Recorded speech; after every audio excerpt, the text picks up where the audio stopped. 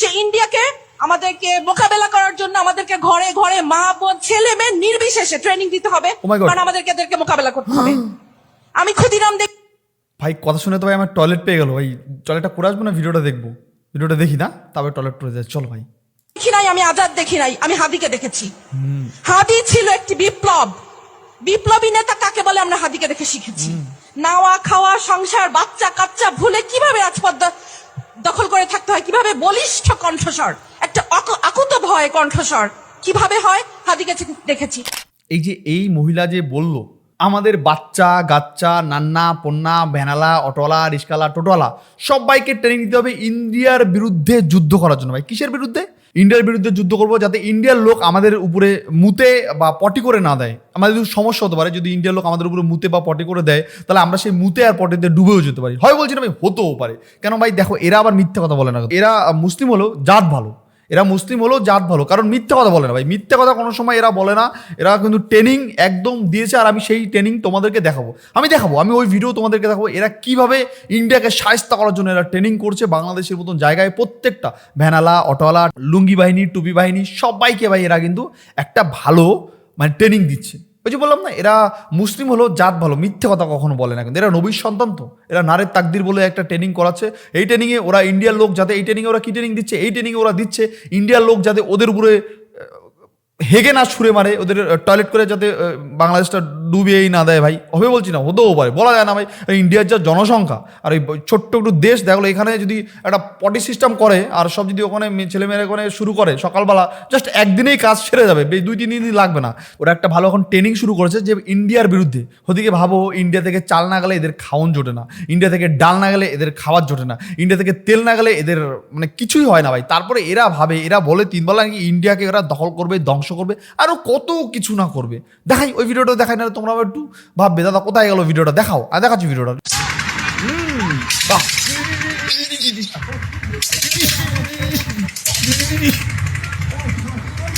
ও মাই god, ও মাই god, ও মাই god, ও মাই god, কি হচ্ছে ওটা আবার? ও মাই গড, এখানে ধোঁয়া হচ্ছে ভাই আবার। এই তো এইবার এখানে লিখছে আবারও বাংলাদেশি যুদ্ধ শুধু হচ্ছে, দেশকে স্বাধীন করতে হবে, জয় বাংলাদেশ। ভাই ওরা কিন্তু যুদ্ধ শুরু করে দিয়েছে, তুমিও কিন্তু যুদ্ধ শুরু করে দাও না। তুমি এক কাজ করো, প্যান্টের বেল্টটা একটু আলগা করে রাখো, কারণ ওরা যখন যুদ্ধ করতে আসবে তখন কিন্তু তোমাদের একটু পায়খানা করতে হবে।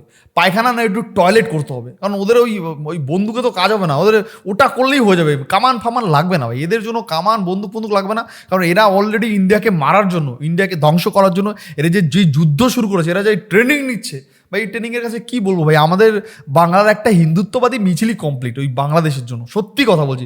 বাংলা একটা ছোটোখাটো মিছিল, আমাদের রাহুল গান্ধী আছে না, রাহুল গান্ধীর মিছিল বা মমতা ব্যানার্জির কোনো একটা ছোটোখাটো জনসভাই কমপ্লিট আমার মনে হয় বাংলাদেশের ছেলেদের জন্য। আমার মনে হয় দেখাবো তোমাদের, সবটা দেখাবো। আমি আরেকটা দেখাই তোমাদেরকে, এরা কিভাবে প্রস্তুতি নিচ্ছে। বাহ বাহ বাহ বাহ, এই তো বাংলাদেশের ধেদে আসছে, তোমরা দেখতে পাচ্ছ কি মিটিং চলছে। ওই দেখো ভাই, দেখেছো কিভাবে যুদ্ধ করছে ভাই, দেখো তোমরা। কি তোমরা কি এখনো ভয় পাওনি? আরো দেখাবো। ভয় পাওনি না এখনো? ভয় পাওনি ভাই? বাংলাদেশ বলে কথা, ভয় পাও? সময় আছে এখনো। প্যান্টের চেনটা খুলে বেল্টটা খুলে রাখো, কারণ যখনই যুদ্ধ করতে আসবে তখন কিন্তু পায়খানা করতে হবে ভাই, নাহলে হবে না। ওরা এই যুদ্ধ করে, এই ট্রেনিং দিয়ে, ওরা ট্রেনিং দিচ্ছে, ওরা ওদের ওইখানে বিভিন্ন মাঠে ঘাটে এরকম ট্রেনিং দিচ্ছে। আমি আরো কিছু ট্রেনিং দেখাবো, তারপর কিছু কমেন্টও পড়বো। রক্ত যখন দিয়েছি, রক্ত আরো দেবো, এই দেশের মানুষকে মুক্ত করে ছাড়বো ইনশাআল্লাহ। বাপ, এবারে সংগ্রাম আমাদের মুক্তির সংগ্রাম। এই ট্রেনিং চলছে ওদের ওখানে,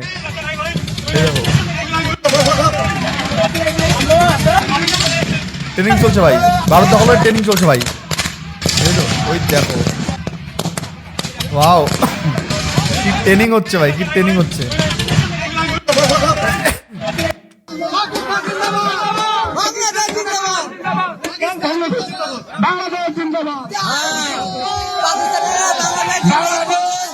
তোমরা দেখলো তো যে বাংলাদেশ বর্তমানে কিভাবে আমাদের ইন্ডিয়াকে ধ্বংস করার চেষ্টা করছে, বাংলাদেশ বর্তমানে কিভাবে তাদের যুদ্ধ সেনাদের রেডি করছে, বাংলাদেশ বর্তমানে কিভাবে আমাদের ইন্ডিয়াকে একদম শেষ করে দেওয়া, ভাগ করে দেওয়া, দখল করে নেওয়ার চেষ্টা করছে।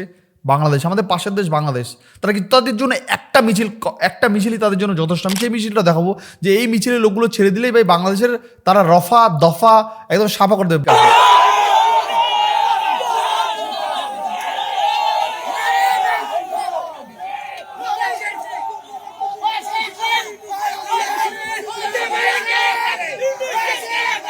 ভাই ওদের জন্য ভাই এই একটা বর্ডারের একটা মিছিলই ওদের জন্য কাফি, এর থেকে বেশি কিছু লাগবে না। আমি দেখি এখানে বাংলাদেশের মানুষ কমেন্ট কি লিখছে, বলছে বাংলাদেশ জিন্দাবাদ বাবা, বাংলাদেশ জিন্দাবাদ, বাংলাদেশ জিন্দাবাদ, বাপরে বাপ বাংলাদেশ জিন্দাবাদ। এইখানে আবার কি করেছে দেখো, এইখানে কি করেছে, ত্রিপুরা নোবেল পুরস্কার, বাহ, জুতোর মালা কাকে, মোহাম্মদ ইউনুসকে পরিয়েছে ভাই, ঠিক আছে।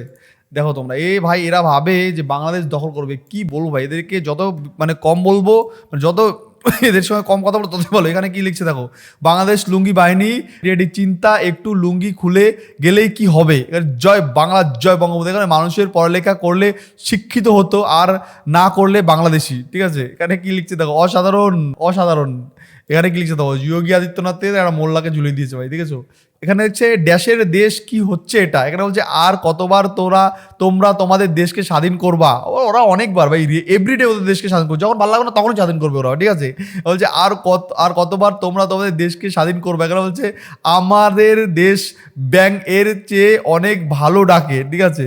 বলছে আমাদের দেশে ব্যাং এর চেয়ে অনেক ভালো ডাকে। আচ্ছা, এখানে কি বলছে, দেশ বাংলাদেশ, এখানে বলছে সামান্য ছুঁচোবাজি ছেড়ে দিলেই বাংলাদেশ ধুলো হয়ে যাবে, দেখেছো। এখানে কি লিখছে, এই দেশটা না হয়ে শিক্ষিত না হবে এর কোনো পরিবর্তন, সারাটা জীবন এই ভিখারি হয়ে থাকবে, এদের দেখলে গোটা বিশ্ব হাসবে। এখানে বলছে উড়ছে লুঙ্গি জ্বলছে দেশ, তার নাম বাংলাদেশ। সেখানে বলছে ওরে বাবা এ তো লুঙ্গি বাহিনী ভাই, লুঙ্গি বাহিনী, দেখছো। বাংলাদেশে পৃথিবীর একমাত্র দেশ যেই দেশের প্রতি বছরই স্বাধীন হয়, ঠিক আছে। তো এই জিহাদিরা এখন দেশ স্বাধীন করার জন্য উঠে পড়ে লেগেছে। ইভেন ভারতকে ওরা শায়েস্তা করবে। ওদের কিছু জিহাদি মাল আছে যারা বক্তব্য দেয় যে ভারতকে আমরা দেখে নেবো, দেখাচ্ছে একটা বক্তব্য, তোমরা দেখো। পৃথিবীতে যদি কোনো ফকিন্নি দেশ থাকে সেটা হচ্ছে ভারত। এই ভিডিওতে এই আমাবস্যীটা কি বলছে সকলেই তো শুনতে পারলেন। বলছে পৃথিবীর মধ্যে ভারত হচ্ছে ফকিন্নি দেশ। আরে আমাবস্যী, সালটা হচ্ছে 2025 সাল।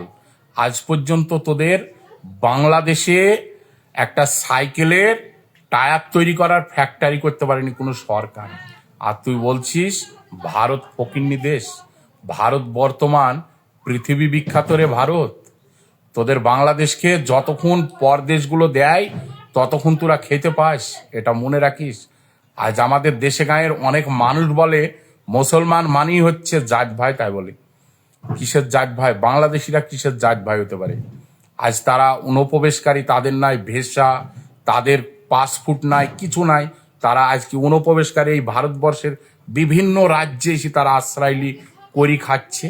আজ আমাদের এই ভারতবর্ষের মোদী সরকারে কোনো ভালো বলি তোদের মতন লোক এই ভারতবর্ষে কোনো আশ্রয় আছে জানিস। আজ এই বাংলাদেশিদের এই অনুপ্রবেশকারীদের জন্যই আমাদের পশ্চিমবাংলা রাজ্যের সকল ধর্মের সকল পরিযায়ী শ্রমিক ভাইদের উপরে অত্যাচারিত হচ্ছে, খালি ওই বাংলাদেশি বলি। আর তুই বলছিস যে ভারত একটা ফকিন্নি দেশ। ভিডিওটাকে শেয়ার করি ওই ভাজরি কুকুরের বাচ্চাটাকে। মানে তোমরা দেখলে যে ইনি কিন্তু একজন কামালউদ্দিন, ইনি কিন্তু একজন মুসলিম ব্যক্তি হয়ে কিন্তু একে উচিত জবাব দিল। এরকম বেশ কয়েকজন মুসলিম ব্যক্তিকে আমরা দেখতে পাচ্ছি। এগুলো দেখে না ভালো লাগে, গর্বে বুকটা ভরে যায় যে আমার বাংলা আমাদের ওয়েস্ট বেঙ্গলের মধ্যে যে সব মুসলিম যে দেশদ্রোহী, সব মুসলিমদের দেশের হয়ে কথা বলবে না, সেটা কিন্তু একদম না। এর আগে আমি একজন মুসলিম ব্যক্তিকে দেখেছি, আর এই একজন মুসলিম ব্যক্তিকে দেখালাম। এদের কথা বা এদের কণ্ঠস্বর শুনে সত্যি ভালো লাগে। না ভাবি যে আমাদের বাংলার পাশে শুধু আমরাই নয়, আমাদের দেশের জন্য লড়ছি শুধু আমরাই নয়, আমাদের জন্য কিছু মুসলিম ব্যক্তিরাও লড়ছে।